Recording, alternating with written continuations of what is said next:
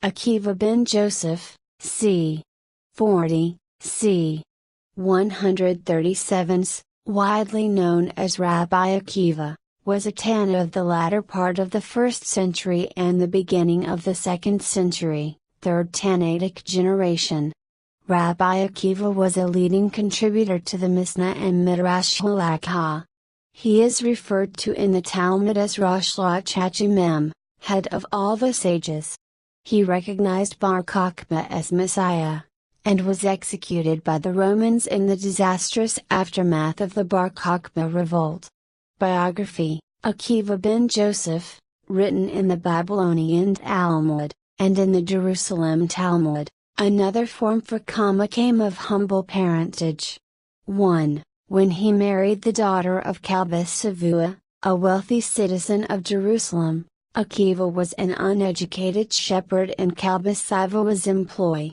His wife's first name is not given in the earlier sources, but a later version of the tradition gives it as Rachel, Ab.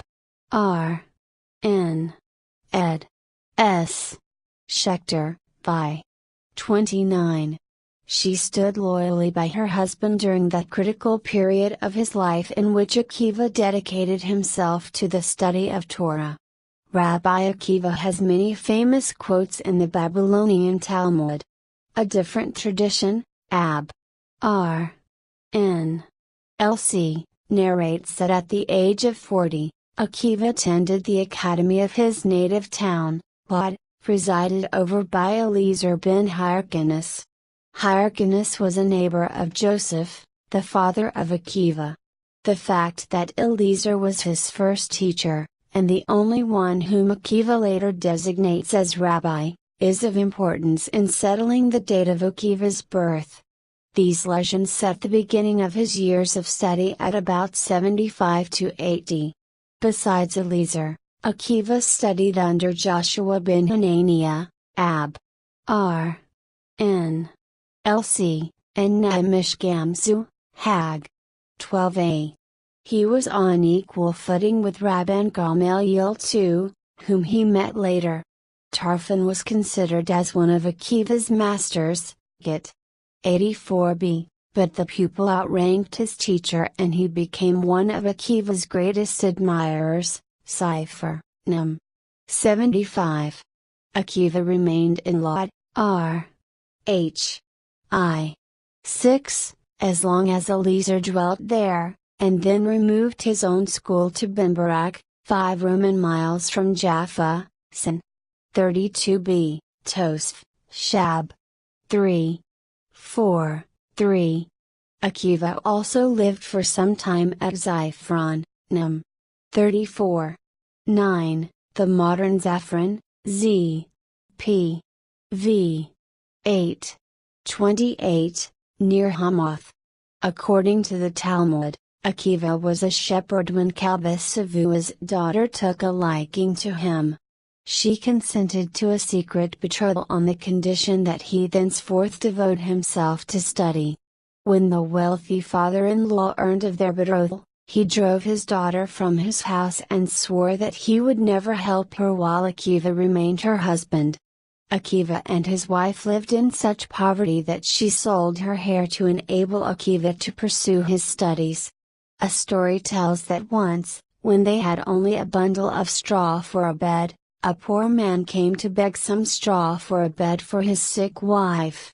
Akiva at once divided with him his scanty possession, remarking to his wife, "Thou sayest, my child, there are those poorer than we." This pretended poor man was none other than the prophet Elijah, who had come to test Akiva, Ned. 50a. By agreement with his wife, Akiva spent 12 years away from home, pursuing his studies. Returning at the end of that time and on the point of entering his home, he overheard his wife say to a neighbor who was critical of his long absence, "If I had my wish, he should stay another 12 years at the academy." Without crossing the threshold, Akiva went back to the academy, returning 12 years later as a famous scholar, escorted by 24,000 disciples. When his wife went to embrace him, some of his students, not knowing who she was, sought to restrain her. But Akiva exclaimed, "Let her alone, for what I am, and for what you are, is hers, she deserves the credit." Ned. 50a, Git. 62b Etsk. The greatest name of the middle of the 2nd century came from Akiva's school, notably Rabbi Meir, Judah ben Ili, Simeon bar Yochai, Jose ben Halifta, Elazar ben Shammai, and Rabbi Nehemiah. Besides these, Akiva had many disciples whose names have not been handed down, but the Agada variously gives their number as 12,000, Gen. R. Luxi. 3, 24,000, Yeb. 62b, and 48,000, Ned. 50a. Akiva allegedly took part in the Bar Kokhba revolt of 132-136. In 95-96 Akiva was in Rome, H. Gratz, Jess. D. Juden, 4. 121, and sometime before 110 he was in Nehardea, Yeb. 16. 7.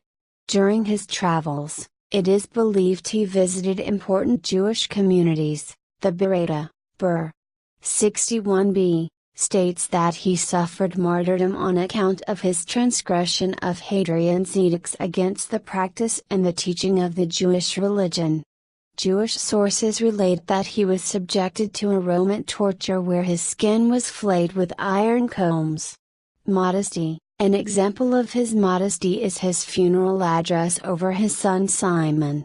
To the large assembly gathered on the occasion from every quarter, he said, Psalm 8, M. K. 21b, Brethren of the house of Israel, listen to me. Not because I am a scholar have ye appeared here so numerously, for there are those here more learned than I. Nor because I am a wealthy man, for there are many more wealthy than I.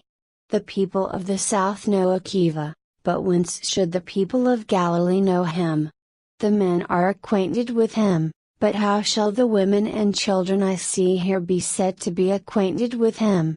Still I know that your reward shall be great, for ye have given yourselves the trouble to come simply in order to do honor to the Torah and to fulfill a religious duty.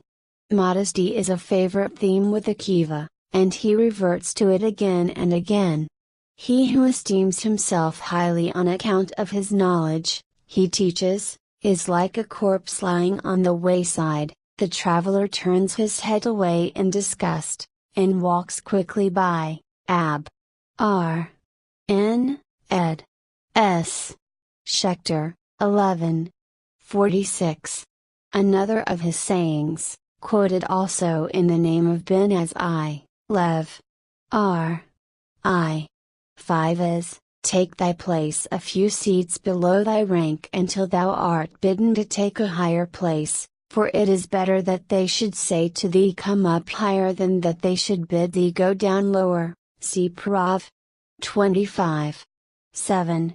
Relationship with Gamaliel. Convinced of the necessity of a central authority for Judaism, Akiva became a devoted adherent and friend of Gamaliel, who aimed at constituting the Patriarch the true spiritual chief of the Jews. R. H.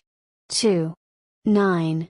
But Akiva was just as firmly convinced that the power of the Patriarch must be limited both by the written and the oral law, the interpretation of which lay in the hands of the learned, and he was accordingly brave enough to act in ritual matters in Gamaliel's own house contrary to the decisions of Gamaliel himself. Concerning Akiva's other personal excellences, such as benevolence, and kindness toward the sick and needy, see Ned. 40a, Lev. R. 34:16, and Tosf, Meg. 4. 16. Akiva filled the office of an overseer of the poor.